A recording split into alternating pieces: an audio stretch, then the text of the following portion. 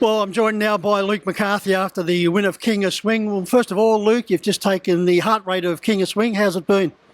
It's probably as high as he's had, Mike. He's at 74, which is still really good. But he'd had them couple of weeks between runs, and might have been a bit easy on him. And he, that run will do him really good for next week.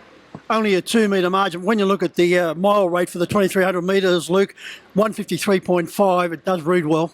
Yeah, I think I didn't think he felt as sharp, but on the clock, I thought he was still good. And Burn and Boy, definitely a horse on the way up. We've still got him 26 and change, so its run was really good.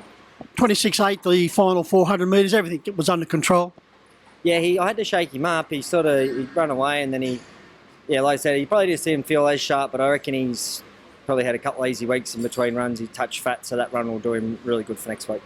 Well, Luke, Joe Mock is currently about to give King of Swing a nice cooling down session here with the host. Can you explain to our viewers where this magnificent horse gets his power and his strength and his speed?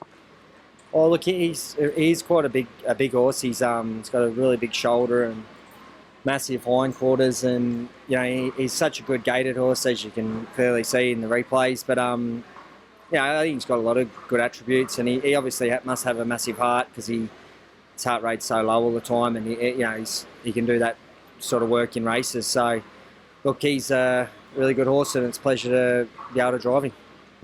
Look, as we're seeing Joe about to give him this bit of a wash down, his character, his different mannerisms. You've said before a race he can get a little bit stirred up, but after the race he seems to quieten down now, knowing that he's got the job done. He's fine as long as you don't put another horse too close to him, because he's a big stallion, and you just got to manage it, that's all. And even walking around the pro ring, I'm sort of cautious not to get too close to other horses in case he tries to have a kick at him or whatever. But look, he's a beautiful horse, and he's got a great nature, but with any stallion, you just got to be a little bit careful how you handle it. One thing you mentioned to us, Luke, when on a previous interview, the fact that he's built up so much since he arrived from WA. Yeah, he's really thrived. Gary Hall had sort of said, how he trains him in the heavy sand, and then techniques, and perhaps it did not suit this horse, and he's come across here, and he does a lot of swimming and water walking, and sort of more work off the track than on the track, and it suits him. It doesn't suit all, but yeah, he's really thrived off it. What happens after you head back home, Luke, as far as his preparation after the race? Oh, tonight he'll go home on a warm night. He'll go on the water walker for 20 minutes just to cool him off, and then he gets his legs poulticed, that he bandage his back legs, and just look after him, and then he will spend tomorrow in the water walker again. So just to really freshen him up. But look, he's a great horse, and hopefully we'll have him spot on for next week. Luke, when do you head off down the highway? He can go down Friday now. There's been a change with the COVID in Melbourne, which is fantastic. So myself and him, at one stage it looked like I had to go down to get a COVID test to be there in time to drive in the race. But now they've informed me that we don't, so we can just scoot down Friday. Barrier draw all important tomorrow. It is. Lochinvarret's going so good, and he's the pin-up horse of Australia, and we just really hope we could get a better gate than him to make it such a good race. Well, look, you're going to face the starter as the defending Hunter Cup champion.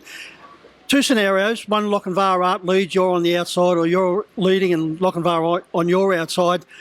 Do you still win the race?